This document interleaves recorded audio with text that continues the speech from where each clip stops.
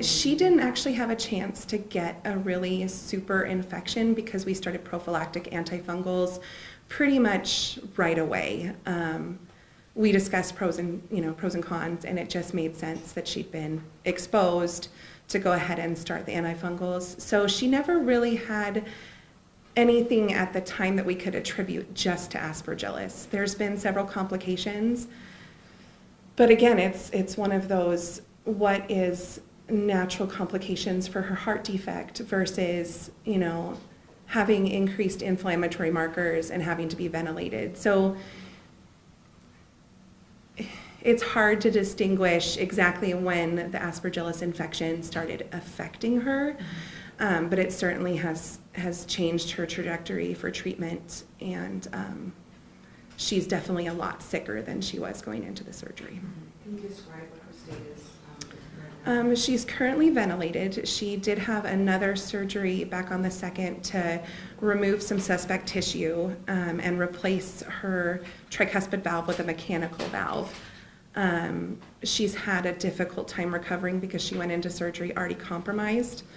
They were able to finally close her chest a couple days ago. It was open in her room for 5 days.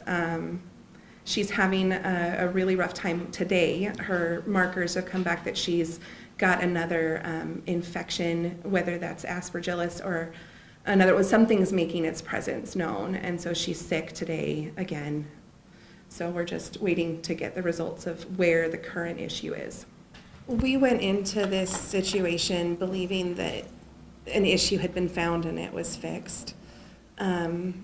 Our daughter has not had an easy road based on it's not genetic, but a congenital heart defect. And this was so unexpected and so unnecessary for her to have this added to it. We will always be I'm always going to wonder if there were different interventions that could have taken place had the aspergillus not been there. So we have to protect the community. We have to protect friends and family.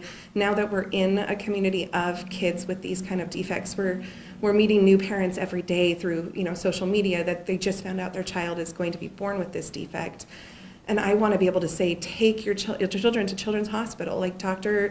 The doctors that have worked on our children or our daughter are amazing. And I don't want people to feel like they can't trust the hospital, but then we trusted them and this happened.